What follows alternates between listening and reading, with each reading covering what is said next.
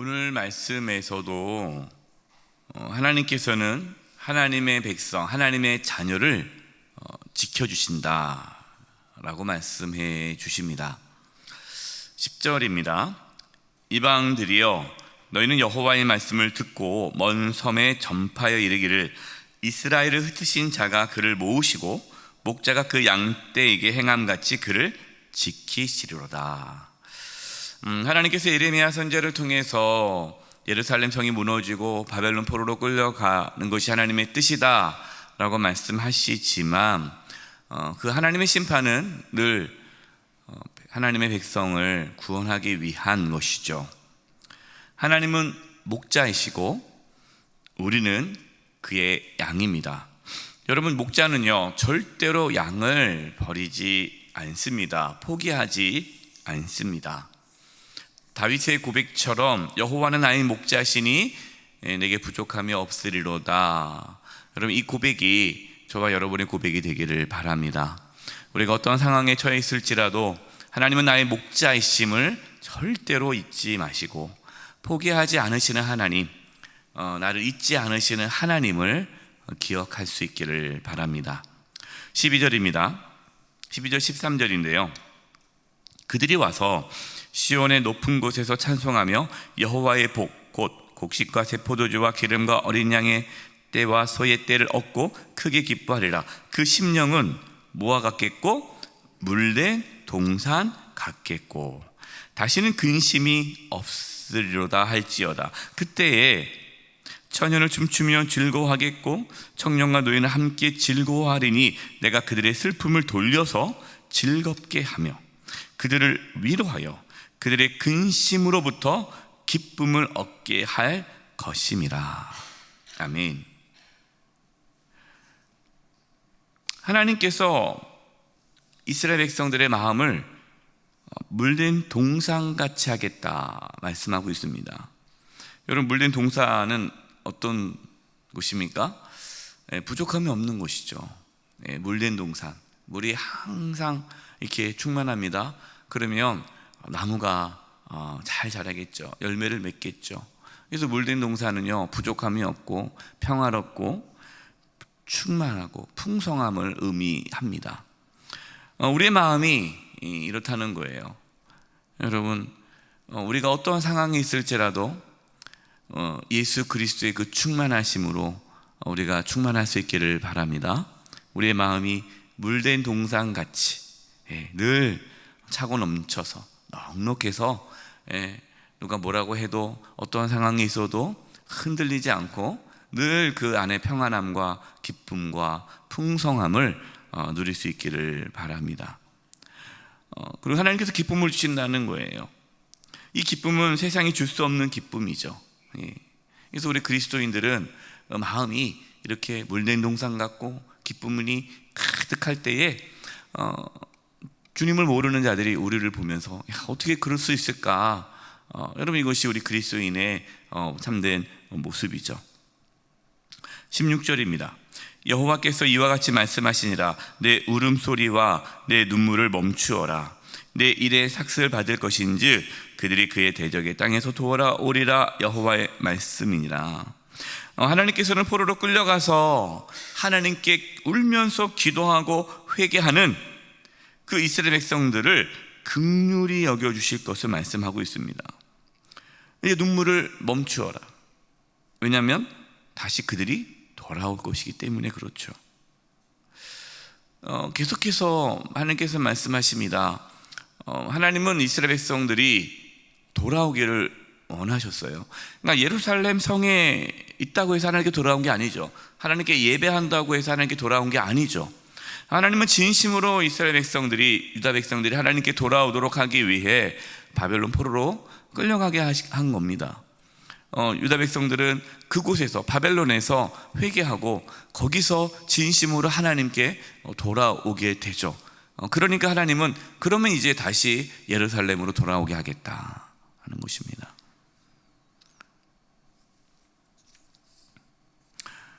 여러분, 상황보다 중요한 건 마음입니다. 우리가 어떠한 마음으로 살아가느냐가 중요하죠. 여러분 늘 우리의 마음이 하나님을 향할 수 있기를 바랍니다. 여러분 하나님께 돌아오시기 바랍니다. 정말 하나님께 돌아와야 그것이 진정으로 하나님께 나아가는 것이에요. 우리가 주일마다 교회를 가도 정기적으로 예배를 드려도 우리가 시간 내어서 기도를 해도 우리의 마음이 여전히 세상에 있다면 여러분 우리는 하나님께 돌아간 것이 아닙니다. 늘 우리가 하나님 앞에 돌아가기를 늘 갈망할 수 있기를 바랍니다. 17절입니다. 너희 장래에 소망이 있을 것이라 너희 자녀가 자기들의 지경으로 돌아오리라 여호와의 말씀이니라. 지금 유다 백성들은 바벨론 포로로 끌려가고 있어요. 끌려갔습니다. 어떠한 소망도 없이 절망 가운데 살아갈 수밖에 없는 상황이에요. 포로로 끌려갔는데 무슨 소망이 있겠습니까? 그런데 하나님께서 말씀하는 거예요. 너의 장래에 소망이 있을 것이다. 여러분 이 이스라엘 백성들에게 이 말씀이 얼마나 큰 소망이 되겠습니까? 여러분 우리의 삶에는 소망이 있습니다. 왜 소망이 있을까요? 하나님이 우리의 소망이시기 때문에 그래요. 하나님은 우리의 소망이십니다. 그래서 이것을 아는 자는 소망이 있는 거예요. 예레미야 29장 11절 말씀을 제가 읽어드리겠습니다. 여호와의 말씀이니라 너희를 향한 나의 생각을 내가 안하니 평안이요 재앙이 아니니라 너희에게 미래와 희망을 주는 것이니라. 하나님께서 우리에게 미래와 희망을 주신다. 그래서 하나님을 만나는 자, 하나님께 가까이 나아가는 자는요 소망이 있어요. 소망. 우리가 어떠한 고난과 환난 가운데서도 기뻐할 수 있고 그것을 견딜 수 있는 것은 우리 하나님의 선하심을 믿고 소망을 갖기 때문에 그렇습니다. 여러분 우리에게 이미 소망이 있죠. 그 소망은 무엇일까요? 천국의 소망이죠. 천국의 소망. 여러분 우리는 다 천국의 소망이 있습니다. 천국에서 더 잘 살아야 한다. 우리 사랑의 천국방언 나고는 노래에서 그렇게 마지막으로 고백하지 않습니까? 천국에서 더 잘 살아야 한다. 이게 뭡니까? 우리의 궁극적인 소망은 천국이에요. 그걸 오해하지 마세요. 그렇다고 이 땅의 삶을 부정하고 천국 바라보면서 그냥 이 땅의 삶을 그냥 포기하지 살라는 것이 아니죠. 우리는 천국이 있기 때문에, 천국에 대한 소망이 있기 때문에, 영생의 소망이 있기 때문에 우리는 오늘도 더 열심히, 더 책임감 있게 주님 안에서 살아갈 수가 있는 거예요. 18절입니다. 에브라임이 스스로 탄식함을 내가 분명히 들었노니 주께서 나를 징벌하심에 멍에 익숙하지 못한 송아지 같은 내가 징벌을 받았나이다. 주는 나의 하나님 여호와시니 나를 이끌어 돌이키소서. 그리하시면 내가 돌아오겠나이다. 이스라엘 백성들은 고백을 합니다. 자신들은 길들지 않은 짐승같이 순종하지 않고 고집을 피웠다라는 거예요.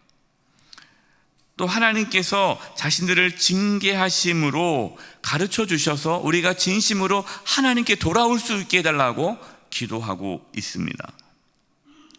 여러분 우리가 하나님께 돌아가는 것조차가 하나님의 은혜죠. 그래서 우리는 하나님 내가 진심으로 하나님께 돌아갈 수 있게 해달라고 기도해야 합니다. 그동안 이스라엘 백성들은 징계를 받기 전에는 자신들은 하나님께 돌아왔다고 생각을 했고요, 자신들은 순종하고 있다고 생각한 거예요. 그러니까 자기의 죄를 깨닫지 못한 거죠. 내가 길들지 않은 짐승같이 순종하지 않고 있다라는 것을 깨닫는 그 은혜가 저와 여러분 가운데 있기를 바랍니다. 우리가 죽을 수밖에 없는 죄인임을 깨달을 수 있기를 바랍니다. 몇 주 전에 어떤 젊은 집사님이 저한테 이런 얘기를 해요. 목사님, 저는 제가 죄인이라는 게 느껴지지 않아요. 저는 내가 죄인이라는 걸 잘 모르겠어요.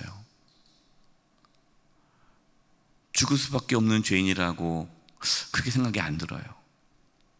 제가 말씀 잘하셨다고 그랬어요. 그럼 내가 가질 수 있는 마음이 아니다. 정직하게 얘기해줘서 고맙다. 내가 죄인이라는 게 느껴지지 않은데 나는 죄인입니다, 그렇게 흉내내는 거, 그것은 오히려 하나님을 만나지 못한다. 정직하게 얘기하신 하나님, 내가 죄인이 아니라고 생각합니다. 분명히 성경에는 죄인이라고 말씀하신, 저는 죄인 같지 않습니다 라고 기도하시라. 그럼 하나님께서 우리 그 집사님의 마음 가운데에 정말 은혜를 주셔서 내가 죽을 수밖에 없는 죄인이라는 것을 깨닫게 될 것입니다. 여러분, 내가 죄인입니다, 이것이 은혜의 고백임을 믿으시기 바랍니다. 이것만큼 은혜의 고백이 없어요.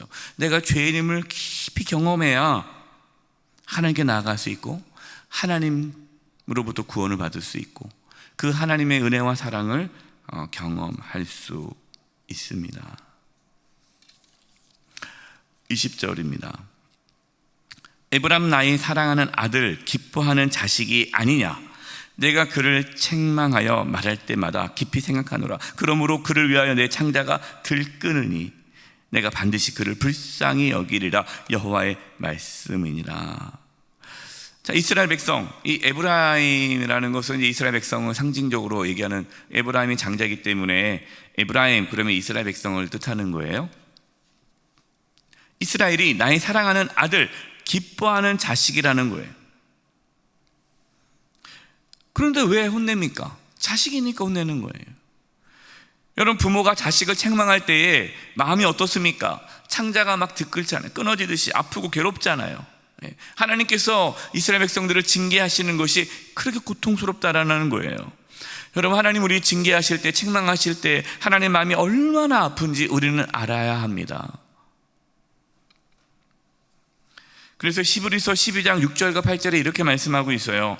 주께서 그 사랑하시는 자를 징계하시고 그가 받아들이시는 아들마다 책짓질 하심이라 하였으니 너희가 참음은 징계를 받기 위함이라. 하나님의 아들과 같이 너희를 대우하시나니 어찌 아버지가 징계하지 않는 아들이 있으리요. 징계는 다 받는 것이거늘 너희에게 없으면 사생자요 친아들이 아니니라. 하나님께서 우리를 사랑하시기 때문에 하나님께서 우리를 징계하시는 겁니다. 그러나 그 징계는 반드시 회복을 가져오죠. 22절입니다. 반역한 딸아, 내가 어느 때까지 방황하겠느냐? 여호와가 새 일을 세상에 창조하였나니 곧 여자가 남자를 둘러싸리라. 이 반역한 딸은 이스라엘을 뜻하는 것이죠. 하나님은 이스라엘이 더 이상 방황하지 않고 하나님께로 돌아온다면 하나님께서 새 일을 이루실 것이다 라고 말씀합니다. 이제 이것이 새 언약에 대한 말씀이 이제 나오게 될 것입니다. 그 새 언약은 예수 그리스도를 통해서 우리에게 이루어지게 되죠. 여러분, 하나님은 저와 여러분을 사랑하시고 구원하십니다. 그래서 독생자 예수님을 보내주셨고 예수님을 통해 우리의 죄를 씻어주시고 하나님의 자녀 삼아주시고 우리를 구원해 주시고 우리에게 영원한 소망을 허락해 주셨습니다. 여러분, 예레미야 31장 우리가 나눴던 이 모든 말씀은 하나님의 약속인데 이 약속이 우리는 이미 우리에게는 성취되었죠. 예수님의 오심으로 우리에게 이미 이 모든 것이 이루어지게 되었습니다. 여러분, 우리는 이미 소망을 가진 자입니다. 우리는 생명을 가진 자입니다. 여러분, 우리는 이미 하나님이 함께하는 자입니다. 이 땅에 살아가는 동안에 하나님의 자녀로서 당당하게 살아가는 은혜와 축복이 있기를 간절히 축원드립니다. 이 시간 합심해서 기도하겠습니다. 기도할 것은 하나님, 정말 우리가 하나님의 자녀로서 이 땅에 살아가는데 천국을 소망하며 영원한 생명을 가진 자로서의 소망 가운데 살아가게 도와주시고 물든 동산과 같이 우리의 마음이 풍요롭고 충만하고 기쁨이 가득 차게 하여 주시옵소서. 여호와는 나의 목자신 내게 부족함이 없으리로다. 다윗의 그 고백이 다윗의 고백뿐만 아니라 우리의 고백이 되게 하여 주시옵소서. 우리 부물로 갑심의 통성으로 기도드리겠습니다. 하나님 아버지, 감사합니다. 우리에게 영원한 생명을 주시고 우리에게 소망을 주신 하나님 감사합니다. 예수 그리스도로 말미암아 우리의 마음이 물된 동상 같고 충만하게 하심을 감사합니다. 하나님, 우리의 마음 가운데 모든 근심과 염려가 다 사라지게 도와주시옵소서. 우리 마음 가운데 기쁨이 가득 차게 도와주시고 세상이 줄 수 없는 그 만족감과 충만함이 있게 하여 주시옵소서. 하나님, 어떠한 고난과 환난 가운데서도 소망 가운데 살아가게 도와주시고 천국을 소망하며 영원한 생명을 가진 자로서의 소망을 가진 자로서의 삶을 살아가게 도와주시옵소서. 여호와 나의 목자시니 내게 부족함이 없으리로다. 그 다윗의 고백이 우리의 고백이 되게 하여 주시옵소서. 하나님 아버지, 우리가 예수 그리스도를 믿음으로 우리에게 영원한 소망이 생김을 너무나도 감사드립니다. 천국을 소망하며 우리에게 영원한 생명이 있음을 소망하며 이 땅 가운데 살아가는 동안에 우리의 마음이 물된 동상 같고 세상이 줄 수 없는 기쁨으로 가득 차게 하여 주시옵소서. 여호와는 나의 목자시니 내게 부족함이 없으리로다. 다윗의 고백이 우리의 고백이 되게 도와주시고 아직 주님을 모르는 자들에게 이 풍성한 구원의 은혜를 나누며 살게 하여 주시옵소서. 예수님의 이름으로 기도드립니다. 아멘.